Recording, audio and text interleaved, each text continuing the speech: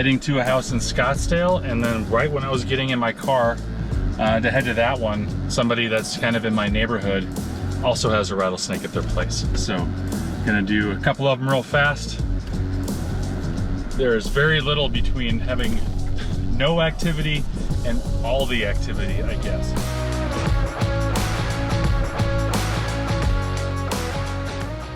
So hi. Hi, little guy. Oh, it's a little guy. Yeah. All right. Well, this will be quick then.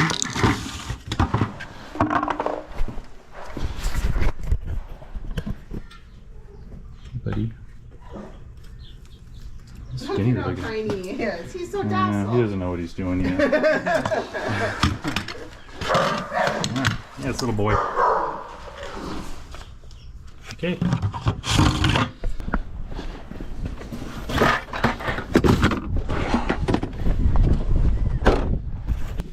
Okay, that was easy. Like I was hoping. All right, next house. So this is their first night in this new home. They just moved to the area and already rattlesnake. Hey, how you doing? Well, hopefully he's still in there, but okay. I was standing out here looking at the pool and I hear this rattle. Yeah. And he was laid full out across there, and I only got him as he was heading into the geez. Yeah, it looks like a great place to spend the summer. Oh yeah. Big snake. Okay. Okay, yeah, it's a good spot for something to spend the summer, so. I'm thinking he's behind it. Yep. Yeah, oh yeah. He is. Oh, yeah. All right. It sounds like a Moroccan. Okay, I see him.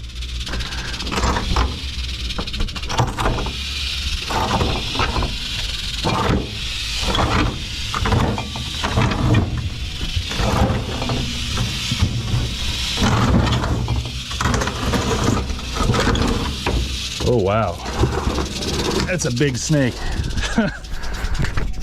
Okay.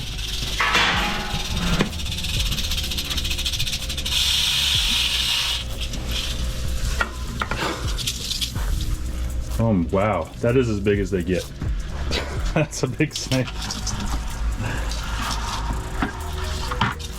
Yeah, he's not too happy about. No, he's gonna have to move. But this, yeah, this is one of the biggest diamondbacks that I've seen here. He doesn't fit in the bucket. Okay. Yeah, he can just climb out of there. Jeez, that's a big snake. I'm gonna probably measure it too. That's probably one of the largest ones we've gotten on a call out here. All I know is I'm so glad you're willing to come out. I want to. Because like maybe rats have come down in here before, and that's, you know, a food source for them, or it could be. One of the things about right now, their main goal is to. So normally it's hotter than this, you know. So they're trying to find places that they can spend the summer and stay out of the heat, and they'll move to places that kind of let them do that. And like something like this, there's probably, you know, all right. That's probably what he's doing. And there is food here also.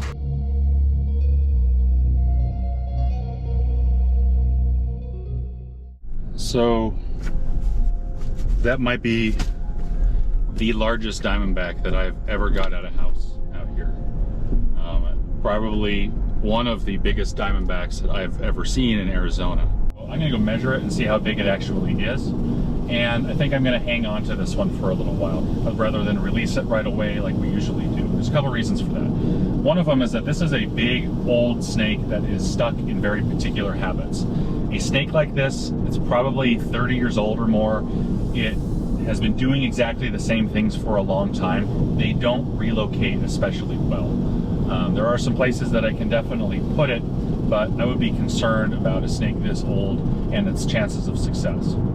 The other thing is that a very important, really a critical second half to this whole thing where we relocate snakes is to make it sustainable. So as we catch a snake and take it out of somebody's yard, we want to make it so snakes can't get back into that same yard, that they have to stay down in the wash. And in order to do that, we have to study what rattlesnakes of different sizes can do. We've we've done that pretty extensively with big snakes, small snakes, you know, seeing what they can climb, what surfaces they can go up, to how high they can go, how well they can do certain things, what they can fit through, all that stuff, all the metrics of snake fencing. But it's rare that we get something like this that kind of represents, like, this is the biggest snake that you're ever going to see in Arizona. And we want to see what it can do and make sure that the products that we're installing at these houses, that it works. So I'm sure that it does, but whenever we get something like this, we need to, for the ethical integrity of what we do, we need to kick the tires of what we're doing a bit here and just make sure that in this situation where you get the biggest rattlesnake you possibly can, that it still can't get into yards. So as much as I would love to see this snake in place, in the wild, doing its thing, you know, that's just not reality. And we're going to take exceptional care of it. And if I can find a really good place to release it, that is where we're going to do it. We probably have some other things we're going to do with this animal just to make sure that, well, you know, it's kind of like taking one for the team to save who knows how many thousands of other snakes that would otherwise be killed as they show up into the yards.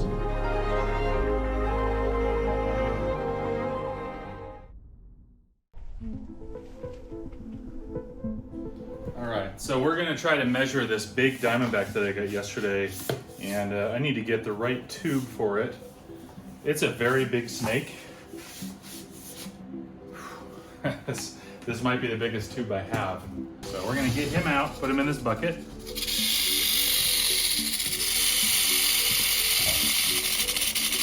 There's a little snake in here, so I gotta separate these guys.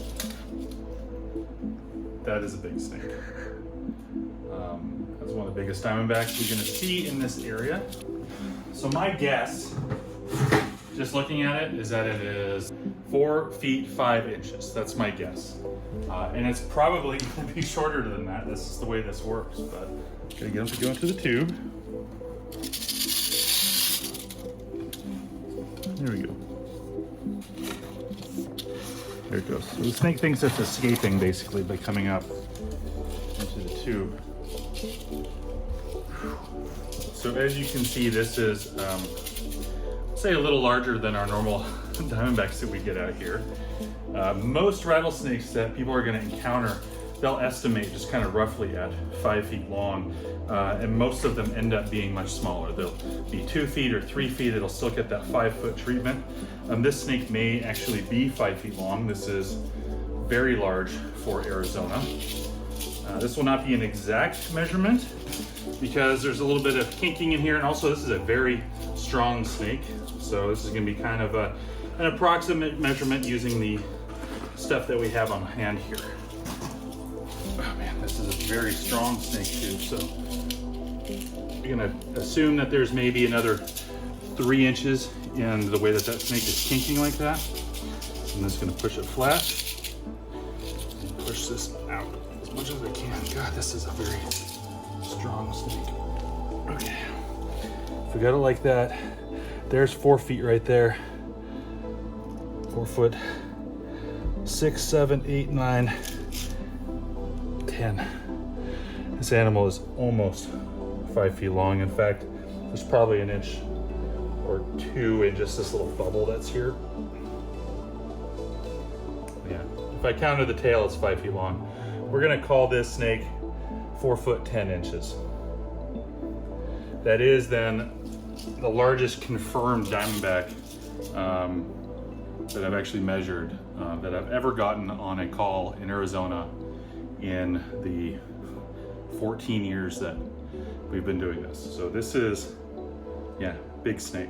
I think it's interesting that when, you know, people often report seeing snakes that are 7 and 8 feet long and that kind of thing. When a tape measure is produced, the snakes get a lot smaller typically. And I know that there's gonna be some guys in there that are saying that's not a big snake. You know, out of thousands and thousands of diamondbacks, this one is the biggest. So that is just amazing. Big, healthy animal. I don't even know how old this thing would be. I mean, 30 plus, eating rabbits on a golf course. That's incredible.